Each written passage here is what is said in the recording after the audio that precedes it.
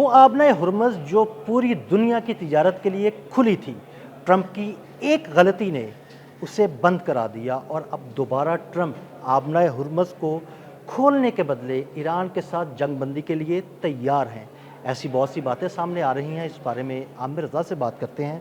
आमिर भाई, एक बयान सामने आया है ट्रंप का कि जनाब अगर आबना हुर्मज़ अब खुल जाए तो हम ईरान के साथ जंगबंदी का ख़त्म कर देंगे और यहाँ से चले जाएंगे, कुछ इस तरह की बातें हैं।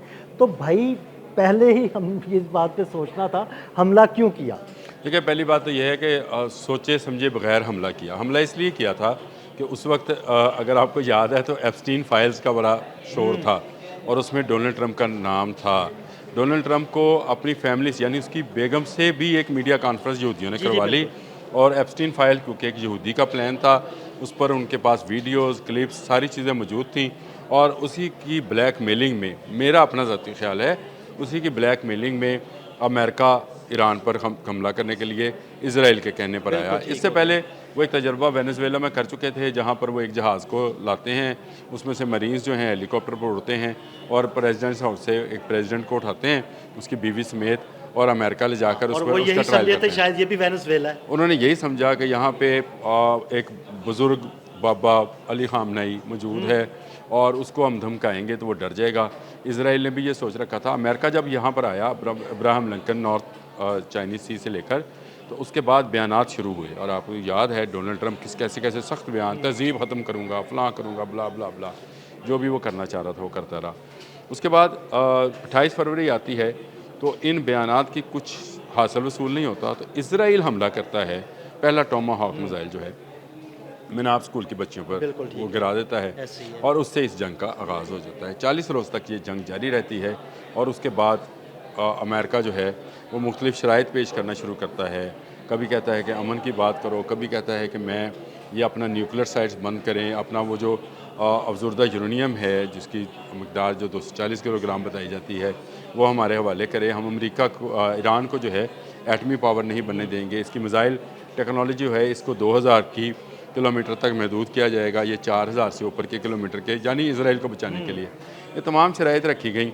और फिर जंग जो है वो अपने ज़ोरों पर गई। ईरान ने इस पर साबित कदमी दिखाई। उन्होंने अली ख़ामनेई समेत और बाकी लोगों के, अली लारेजानी की शहादत समेत बहुत सारे अपने लीडरान की शहादत को कबूल कर लिया, लेकिन उन्होंने सर नहीं झुकाया। इस पूरी कार्रवाई के अंदर अमेरिका को सुबकी के अलावा कुछ नहीं मिला।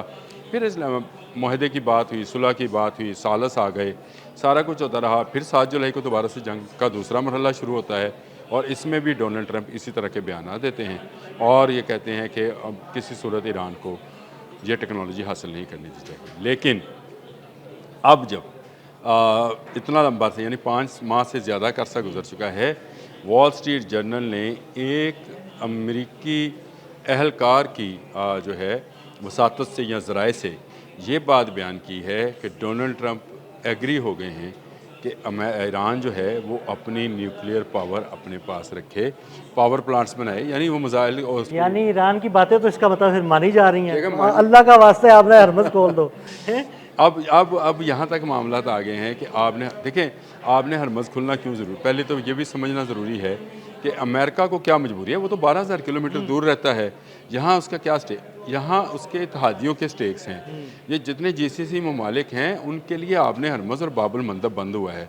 अब वो अमेरिका पर दबाव डाल रहे हैं और अमेरिका अगर ये खुलवाने में कामयाब नहीं होता आपने हरमज़ उनकी ट्रेड के लिए, तो ये फिर अमेरिका की खुद की जो सिक्योरिटी है उसका, उसके लिए एक मतलब खतरा सुपर होगा। पावर की जो एक इज्जत है वो तो खाक में मिल गई ना। है ना, हाक में मिल गई। अब उन्होंने कहा है कि आप न्यूक्लियर का हम नहीं डिमांड करते, मिसाइल की डिमांड नहीं करते, आप सिर्फ अपना हरमज़ खोल दें।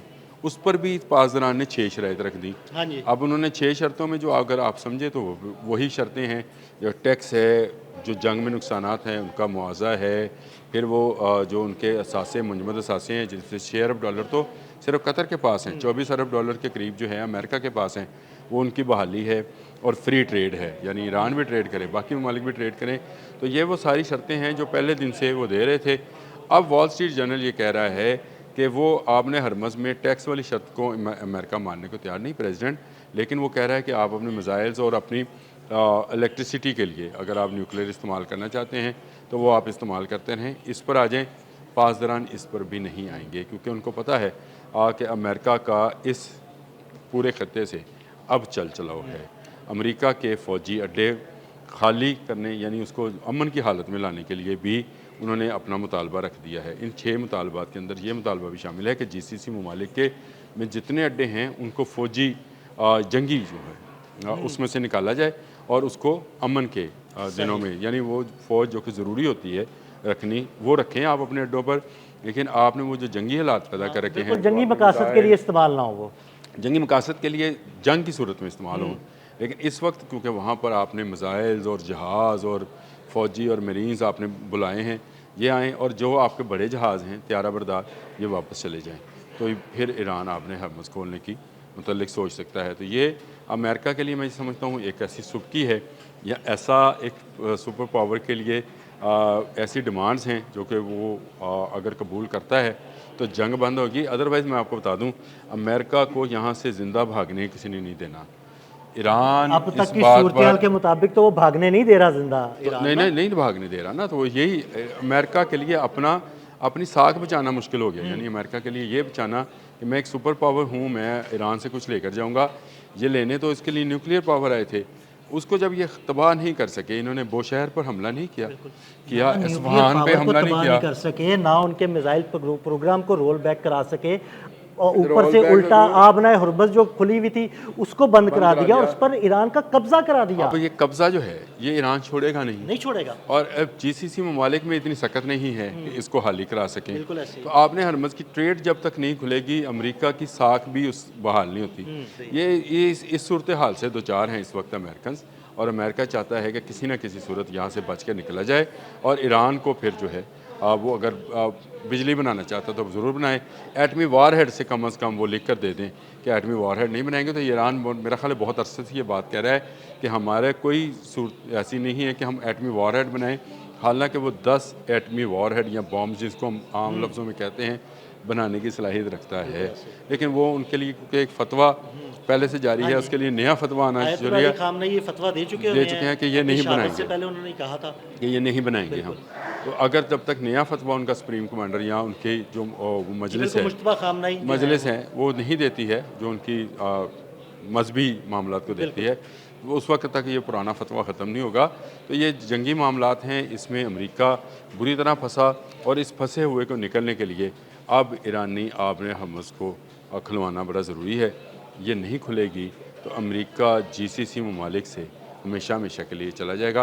ये जो अभी तो ये है कि आप अड्डों को अमन की हालत में लेकर आएँ, उसके बाद ये होगा कि आप यहाँ से अड्डे भी अपने वापस ले जाएँ। तो ये बड़ा ज़रूरी हो गया है इनके लिए कि ये अपने जंगी बहरी जहाज़ वापस ले जाएँ और ईरान के साथ बैठकर ट्रेड के हवाले से यानी आपने हरमुज़ के हवाले से कोई मामलात को तय करें। अब वो ये भूल जाएं कि ईरान पर कोई कब्ज़ा, ईरान के न्यूक्लियर पर, ईरान के मिसाइल प्रोग्राम पर कोई ये पाबंदियाँ या इस तरह की चीज़ें लगा सकें। बहुत शुक्रिया आमिर भाई। आमिर भाई ने बड़ी तफसील के साथ इस सारे मामले पर रोशनी डाली। मज़ीद अपडेट्स के लिए हमें फॉलो करते रहें। अदील अहमद और आमिर रज़ा को इजाज़त दीजिएगा। अल्लाह हाफ़िज़।